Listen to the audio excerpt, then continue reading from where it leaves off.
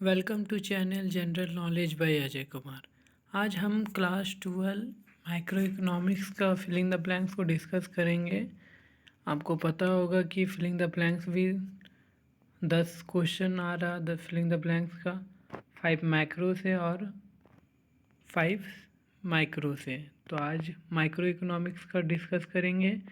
आज टोटल 36 या समथिंग 40 के आसपास क्वेश्चन एमसीक्यू डिस्कस करेंगे, जो कि जिसमें से 5 क्वेश्चन एग्ज़ाम में ज़रूर आएगा। इन 100% फिक्स है कि इससे ज़रूर 5 क्वेश्चन आएगा। तो आइए देखते हैं। पहला क्वेश्चन है, all the activity which generate income are dash activity. तो क्वेश्चन है कि जितने भी एक्टिविटी है जिससे इनकम जनरेट किया जाता है तो उसको कौन सा एक एक्टिविटी कहा जाता है, डैश एक्टिविटी। तो उसको जो भी एक्टिविटीज़ होता है जिससे इनकम जनरेट किया जाता है तो उसको इकोनॉमिक एक्टिविटी कहा जाता है। तो इसमें डैश में क्या हो जाएगा, इकोनॉमिक। नेक्स्ट क्वेश्चन है, behaviour of individual consumer is a part of dash economic. जो इंडिविजुअल कंज्यूमर का जो पार्ट होता है उस किस इकोनॉमिक के पार्ट में आता है। तो इकोनॉमिक दो तरह का होता है इकोनॉमिक्स, एक माइक्रो और एक मैक्रो। तो जो इंडिविजुअल लेवल का जो स्टडी किया जाता है तो उसको वो किस में आता है, वो माइक्रो इकोनॉमिक्स में आता है, MICRO माइक्रो इकोनॉमिक्स। तो सेकंड में माइक्रो हो जाएगा। आप इसको नोट्स करते रहिए। 40 MCQs है। 100% श्योर है कि इससे 5 MCQs माइक्रो से ज़रूर पूछा जाएगा। आप मॉडल क्वेश्चन पेपर में भी आप इसको मिला सकते हैं, जो कि जो मॉडल पेपर सेट 1 और सेट 2 जो डिस्कस किए हैं उसमें से भी आप मिला सकते हैं। जैक जो मॉडल पेपर बनाया उसमें से भी आपको ये 40 में से आपको मिलेगा ही। तो आप 40 अगर MCQs अगर तैयार कर लेते हो तो 5 मार्क्स माइक्रो का ये आपको छूटेगा नहीं। तो थर्ड क्वेश्चन है, microeconomics study economic activity at dash level. जो माइक्रो इकोनॉमिक्स होता है किस लेवल का स्टडी को स्टडी किया जाता है, तो ये माइक्रो लेवल का स्टडी को माइक्रो लेवल इसमें होगा correct. Microeconomics study economic activity at micro level. तो थर्ड में माइक्रो हो जाएगा, MICRO। नेक्स्ट क्वेश्चन है, there are dash factor of production. तो इसमें डैश में क्या होगा कि यहाँ पूछा जा रहा है कि कितने फैक्टर ऑफ प्रोडक्शन होता है, तो 5 फैक्टर ऑफ प्रोडक्शन होता है। तो ऑप्शन मतलब फिलिंग द ब्लैंक्स में क्या होगा, 5 हो जाएगा। तो आपको 5 फैक्टर ऑफ प्रोडक्शन का नाम भी पता होना चाहिए। तो फर्स्ट क्या होता है कि लैंड होता है, लेबर होता है, कैपिटल होता है, ऑर्गेनाइजेशन होता है और इंटरप्रेन्योरशिप होता है। तो 5 फैक्टर ऑफ प्रोडक्शन होता है। तो 4 में क्या हो जाएगा, 5 हो जाएगा।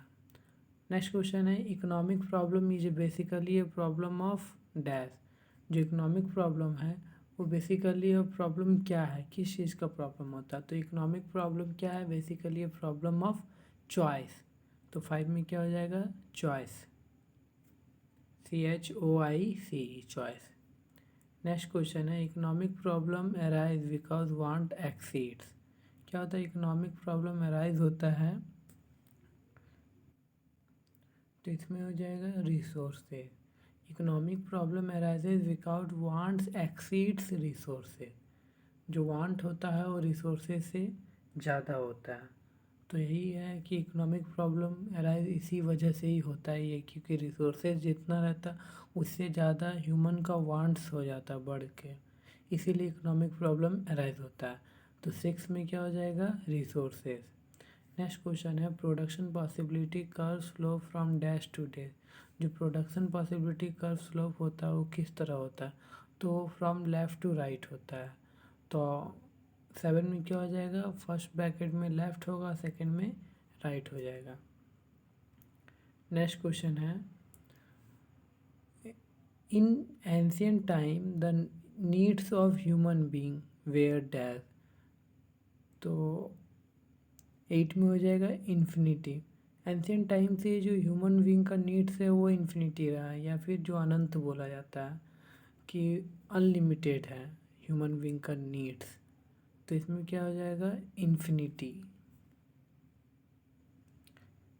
तो अभी जो 8 क्वेश्चन डिस्कस किए हैं वो माइक्रो इकोनॉमिक्स का चैप्टर 1 का फिलिंग द ब्लैंक्स था। अब ये माइक्रो इकोनॉमिक्स का चैप्टर 2 का फिलिंग द ब्लैंक्स है। उसमें 8 क्वेश्चन था, इसमें समथिंग 18-17 है। तो और फिर थर्ड चैप्टर में भी 10 फिलिंग द ब्लैंक्स है और फोर्थ चैप्टर में भी 10 फिलिंग द ब्लैंक्स है। तो ऐसे करके चारों चैप्टर का फिलिंग द ब्लैंक्स को इस वीडियो में डिस्कस करेंगे, जो कि आपको 5 मार्क्स 100% सिक्योर हो जाएगा एग्ज़ाम के लिए। तो इस चैप्टर सेकंड का फिलिंग द ब्लैंक्स को डिस्कस करते हैं। तो फर्स्ट क्वेश्चन है, utility means dash satisfying power of commodity. Utility क्या होता है वो, तो अगर आपको यूटिलिटी का डिफिनेशन ही अगर आपको पता रहेगा तो आपको इसमें कोई प्रॉब्लम नहीं होगा। क्या होता है, utility means want satisfying power of commodity. तो डैश में क्या हो जाएगा, वांट्स हो जाएगा, WANTS वांट्स। तो utility means want satisfying power of commodity. Next question है, total utility is the sum of dash utility. जो टोटल यूटिलिटी होता है वो किस चीज़ का सम होता है। तो जो टोटल यूटिलिटी होता है वो मार्जिनल यूटिलिटी का सम होता है। तो इसमें क्या हो जाएगा, total utility is the sum of marginal utilities. Next question है, when MU is 0 TU is dash. तो जब MU 0 होता है, MU मीन्स मार्जिनल यूटिलिटी, जब मार्जिनल यूटिलिटी 0 होता है तो टोटल यूटिलिटी क्या हो जाता है, वो मैक्सिमम हो जाता है।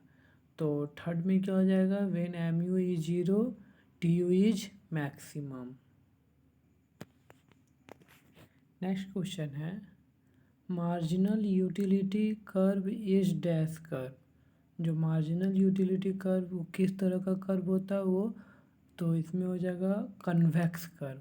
जो मार्जिनल यूटिलिटी कर्व क्या होता है वो कन्वेक्स, या सॉरी इसमें क्या है, marginal utility curve is dash curve. तो मार्जिनल यूटिलिटी कर्व क्या होता है, वो डिमांड कर्व होता है। जो मार्जिनल यूटिलिटी कर्व क्या होता है वो डिमांड कर्व होता है। नेक्स्ट क्वेश्चन है, at saturation point marginal utility is dash. तो 5 में क्या हो जाएगा, 0। जो सैचुरेशन पॉइंट होता है तो उसमें मार्जिनल यूटिलिटी 0 हो जाता है। तो at saturated point marginal utility is 0। Next question है, consumer equilibrium is that situation when total utility is dash.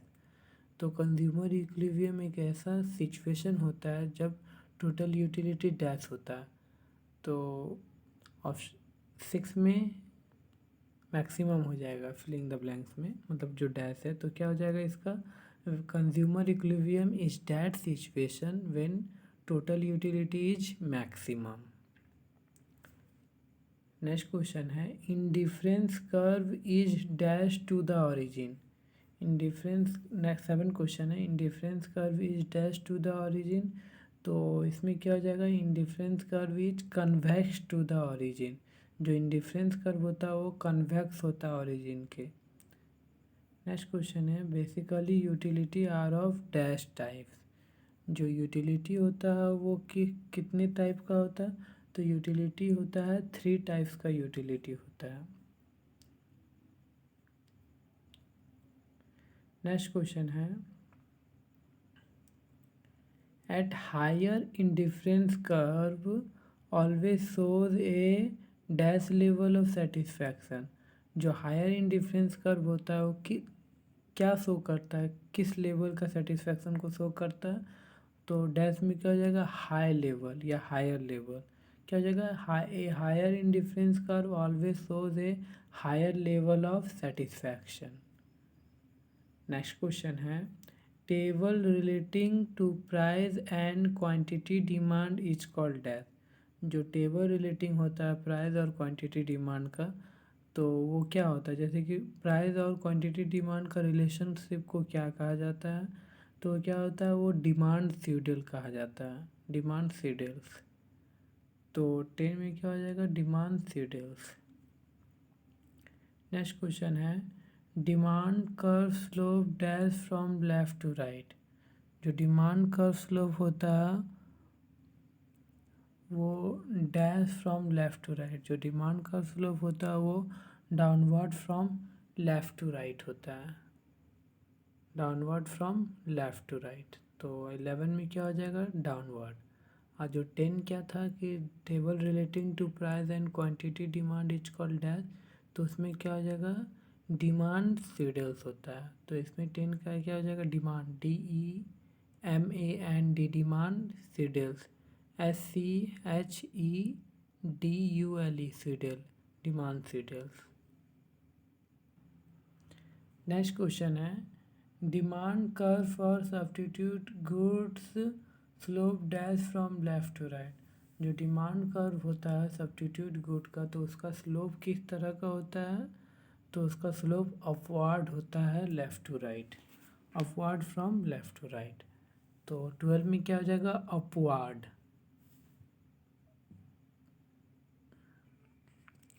Next question है, income effect for normal goods is dash. तो 13 में क्या हो जाएगा, income effect for a normal good, तो इसमें क्या हो जाएगा आंसर, इंक्रीज। जो नॉर्मल गुड्स क्या होता है, जब इनकम अगर बढ़ता है तो नॉर्मल गुड्स इंक्रीज होता है कंज्यूमर का, और इन्फीरियर गुड्स डिक्रीज होता है। तो 13 में क्या हो जाएगा, इंक्रीज। नेक्स्ट क्वेश्चन है, perfectly elastic demand curve is parallel to dash axis. तो 14 में क्या हो जाएगा, जो परफेक्टली इलास्टिसिटी डिमांड कर्व होता है वो पैरेलल टू एक्स एक्सिस होता है। तो 14 क्वेश्चन में एक्स हो जाएगा। नेक्स्ट क्वेश्चन है, for a rectangular hyperbola the demand curve has dash elasticity. तो इसमें क्या हो जाएगा, इसमें हो जाएगा यूनिटरी। 15 क्वेश्चन में क्या हो जाएगा, ड्रेस में यूनिटरी। तो इसमें क्या हो जाएगा, for a rectangular hyperbola the demand curve has unitary elasticity.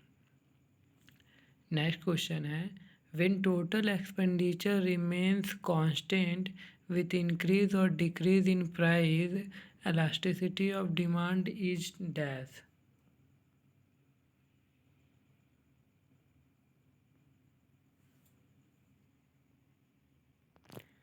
तो 16 में आंसर हो जाएगा 1।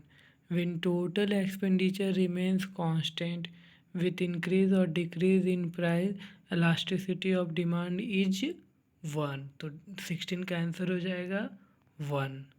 नेक्स्ट क्वेश्चन है 17 number, for Giffen goods price elasticity of demand is dash. जो गिफिंग गुड्स होता है वो प्राइस इलास्टिसिटी ऑफ डिमांड क्या होता है, तो प्राइस इलास्टिसिटी ऑफ डिमांड वो पॉजिटिव होता है। जो गिफिंग गुड्स होता है वो प्राइस का पॉजिटिव रिलेशन होता है और इनकम से वो नेगेटिव रिलेशनशिप होता है। तो इसमें क्या हो जाएगा, for Giffen goods price elasticity of demand is positive. Next question है, for luxuries elasticity of demand is dash than 1। तो जो लग्जरी गुड्स होता है उसमें इलास्टिसिटी ऑफ डिमांड क्या होता है, तो इसमें क्या होता है, लग्जरी गुड्स का क्या होता है, elasticity of demand is greater than 1 से ग्रेटर होता है लग्जरी गुड्स का। और जो नॉर्मल गुड्स का होता है वो 1 होता है। लग्जरी गुड्स का ग्रेटर देन 1 होता है, और या इन्फीरियर गुड्स या गिफिंग गुड्स का elasticity of demand less than 1 होता है। और जो 18 क्वेश्चन है लग्जरी गुड्स का, तो उसके लिए elasticity of demand greater than 1 होता है। तो आपको ये 3 चीज़ आपको इस क्वेश्चन से समझ में आ गया होगा कि इससे क्वेश्चन पूछा जा सकता है कि for Giffen goods elasticity of demand is dash than 1, तो क्या होगा, लेस देन 1 होगा गिफिंग गुड्स के लिए elasticity of demand. Normal goods के लिए वो 1 होगा इलास्टिसिटी ऑफ डिमांड, और लग्जरी गुड्स के लिए elasticity of demand more than 1 होगा। तो फर्स्ट चैप्टर का फिलिंग द ब्लैंक्स डिस्कस हो गया। अब सेकंड चैप्टर का भी फिलिंग द ब्लैंक्स को डिस्कस कर चुके हैं। अब ये फिलिंग द ब्लैंक्स ये थर्ड चैप्टर का फिलिंग द ब्लैंक्स है। तो थर्ड चैप्टर क्या है, प्रोडक्शन एंड कॉस्ट, तो उससे रिलेटेड फिलिंग द ब्लैंक्स है। तो टोटल 4 चैप्टर है ऐसे। और अगर आप दूसरा बुक से अगर पढ़े होंगे तो उसमें से टॉपिक को चेंज कर टॉपिक के हिसाब से चैप्टर को बनाया गया, बट ऐसे जनरली एनसीईआरटी में 4 से 5 चैप्टर है। तो 4 चैप्टर का फिलिंग द ब्लैंक्स से आपको 5 नंबर का क्वेश्चन आने वाला है। तो क्या फिर किसी एक चैप्टर से 2 आएगा या फिर एक एक करके आएगा। तो अगर आप ये सब अगर क्वेश्चन 40+ क्वेश्चन है तो आप अगर इसको अच्छा से कर लेंगे तो आपको 5 मार्क्स आराम से आप आ जाएंगे फिलिंग द ब्लैंक्स में। तो थर्ड चैप्टर का फिलिंग द ब्लैंक्स को डिस्कस करते हैं। फर्स्ट क्वेश्चन है, addition to TP when 1 unit of factor is added is called dash. TP means total production या टोटल प्रोडक्ट। तो देखिए, आपको अगर आप मेरे वीडियो अगर आप इकोनॉमिक्स का अगर आप सारा वीडियो देखें या फिर सेकंड चैप्टर का थर्ड चैप्टर का वीडियो आप देखें एमसीक्यूज़ को, अगर नहीं देखें तो प्लेलिस्ट में जाके इकोनॉमिक्स का एमसीक्यू प्लेलिस्ट में जाके आप पहले देख लीजिए उसको, तब जाके आप इसको कीजिएगा। अगर आप उसको कर लेंगे तो आपको ये समझ में आ जाएगा। तो क्या होता है, जो किसी भी चीज़ में एडिशनल होता है, चाहे टोटल प्रोडक्ट होता है या टोटल रेवेन्यू होता है, ये किसी चीज़ में एडिशनल होता है तो उसको मार्जिनल कहा जाता है। अब अगर टोटल प्रोडक्ट में अगर कोई 1 यूनिट एडिशनल होता है या 1 यूनिट सब्ट्रैक्शन होता है तो उसमें क्या हो जाएगा, उसमें मार्जिनल प्रोडक्ट हो जाएगा। तो फर्स्ट का क्वेश्चन के फर्स्ट में क्या हो जाएगा फिलिंग द ब्लैंक्स में, मार्जिनल प्रोडक्ट। नेक्स्ट क्वेश्चन है, short run production function is term as dash. जो शॉर्ट रन प्रोडक्शन फंक्शन होता है उसको क्या कहा जाता है। तो जो शॉर्ट रन प्रोडक्शन फंक्शन होता है उसको लॉ ऑफ वेरिएबल प्रोपोर्शनल कहा जाता है। क्या कहा जाता है, लॉ ऑफ वेरिएबल प्रोपोर्शनल। तो आप वीडियो को पॉज करके आप इसको आंसर को आप लिखते चले जाइए, ताकि जब एग्ज़ाम के 1-2 दिन पहले जो गैपिंग होता है एग्ज़ाम में तो आप उसमें अच्छा से आप रिवीजन कर सकते हैं। और या फिर 2-3 बार वीडियो को देखिए, वीडियो देखते देखते ही आपको याद हो जाएगा।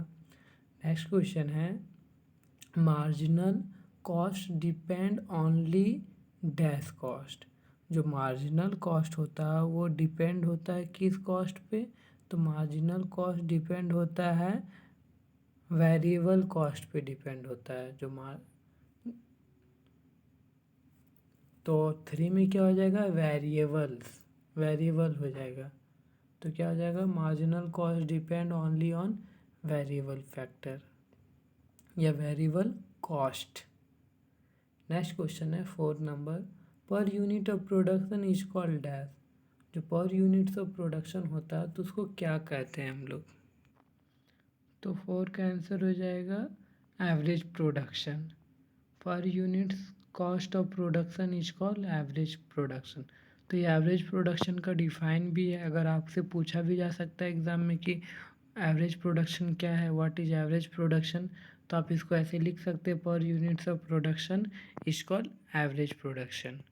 नेक्स्ट क्वेश्चन है, in perfect competition AR equal to dash. तो ये मार्केट चैप्टर से भी आ गया है, बट ये तो बट यहाँ क्या है कि कॉस्ट से रिलेटेड है, प्रोडक्शन से रिलेटेड है, इसीलिए मार्केट और प्रोडक्शन से रिलेटेड है।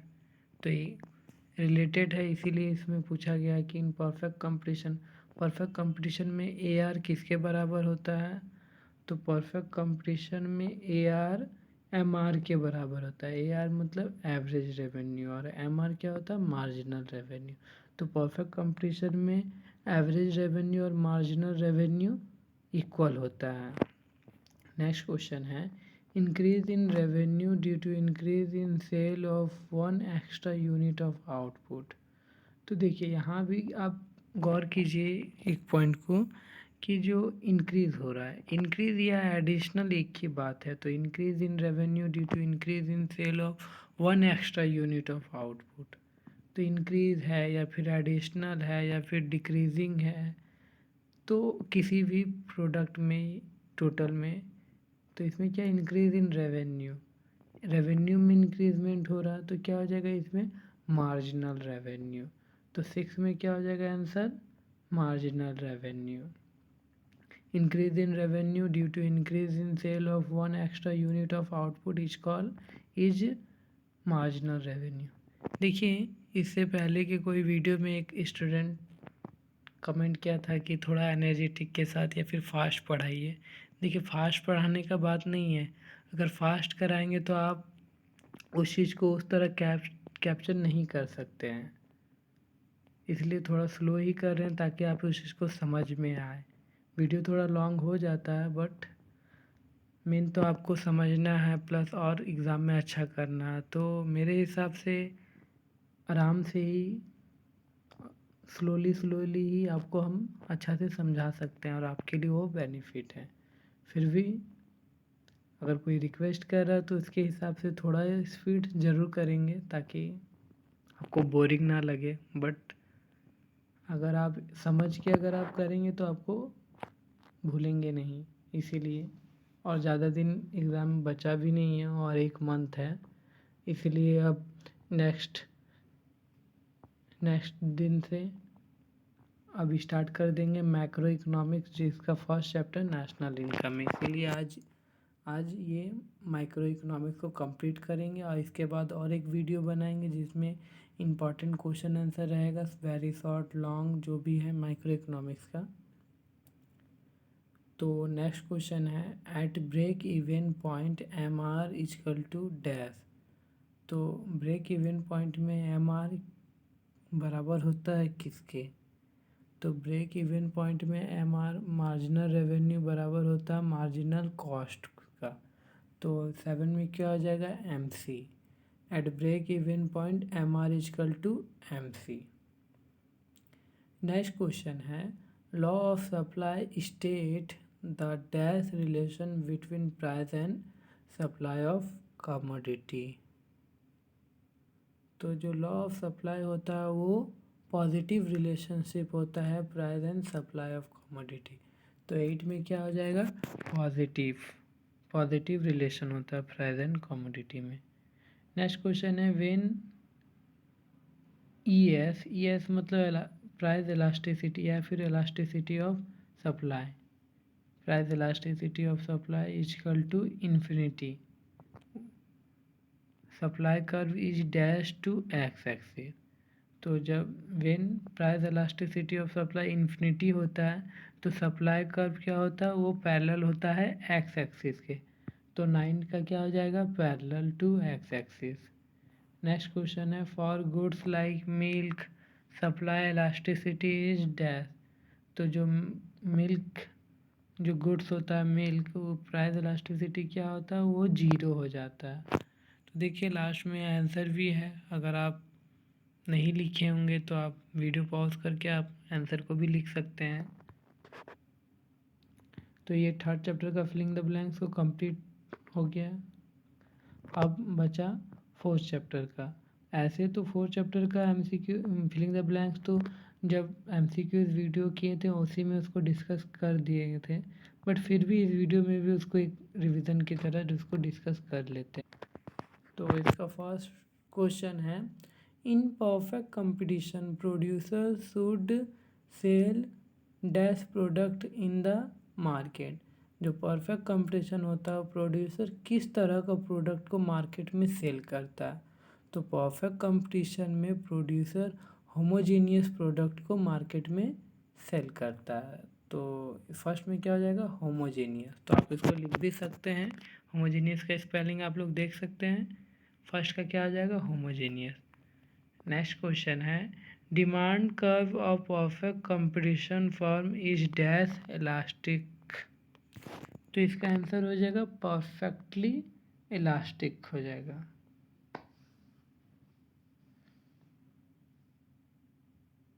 नेक्स्ट क्वेश्चन है, in dash market form is a price taker. किस मार्केट में फॉर्म प्राइस टेकर होता है, ये किस फॉर्म ऑफ मार्केट को प्राइस टेकर कहा जाता है। तो ऑप्शन 3 में हो जाएगा परफेक्ट कंपटीशन, जो परफेक्ट कंपटीशन मार्केट होता है उसमें फर्म को प्राइस टेकर कहा जाता है। नेक्स्ट क्वेश्चन है possibility of price discrimination arises in dash market. जो प्राइस डिस्क्रिमिनेशन होता है मतलब कि जो संभावना होता है प्राइस का अंतर में, वो किस फॉर्म ऑफ मार्केट में पाया जाता है कि एक वस्तु के लिए अलग अलग प्राइस एक ही वस्तु के लिए, तो मोनोपोली मार्केट में प्राइस डिस्क्रिमिनेशन का पॉसिबिलिटी अराइज होता है। तो फोर में क्या हो जाएगा? मोनोपोली। नेक्स्ट है इन मोनोपोली AR-MR। जो मोनोपोली मार्केट होता है वो AR और MR के बीच कैसा रिलेशन होता है? तो क्या होता है मोनोपोली मार्केट में AR एक्सीड करता है MR से। एक्सीड मीन्स आप इसको ग्रेटर भी बोल सकते हैं, MR ग्रेटर देन MR। तो यहाँ AR क्या होता है? एवरेज रेवेन्यू, और MR होता है मार्जिनल रेवेन्यू। तो यहाँ क्या हो जाएगा? Exceed, EXCEEDS, exceeds. Next question है price of commodity is determined by both dash and dash curve. जो प्राइस ऑफ कमोडिटी है वो किससे डिटरमाइन करता है? तो वो डिमांड और सप्लाई कर्व दोनों से डिटरमाइन करता है price of commodity. Next question है in a dash period supply become total inelastic. किस तो 7 का क्या हो जाएगा answer? Short period. In a very short period supply become total inelastic. Next question है long run price is term as dash price. जो long run price होता है वो कैसा प्राइस होता है? तो वो नॉर्मल प्राइस होता है। तो 8 का क्या हो जाएगा? नॉर्मल। नेक्स्ट क्वेश्चन है dash price is fluctuating phenomena. तो market price is fluctuating phenomena. तो 9 का क्या हो जाएगा? मार्केट। नेक्स्ट क्वेश्चन है long run supply curve is highly dash. तो 10 में क्या हो जाएगा? Elastic. Long run supply curve is highly elastic. I hope आपको ये सारा वीडियो समझ में आया, सारा क्वेश्चन समझ में आया होगा। तो अगर आप फर्स्ट टाइम इस वीडियो को देख रहे हैं तो चैनल को सब्सक्राइब कर दीजिए। अगर वीडियो अच्छा लगा तो वीडियो को लाइक कर दीजिए और वीडियो को शेयर कर दीजिए। तो फिलिंग द ब्लैंक जितने भी है माइक्रो इकोनॉमिक्स का उस सारा कंप्लीट कर चुके हैं। अब नेक्स्ट वीडियो सिर्फ एक माइक्रो इकोनॉमिक्स का वीडियो अपलोड करेंगे जिसमें वेरी शॉर्ट और लॉन्ग क्वेश्चन को डिस्कस करेंगे, चैप्टर 1, चैप्टर 2, चैप्टर 3 और चैप्टर 4 का। तो वीडियो देखने के लिए धन्यवाद।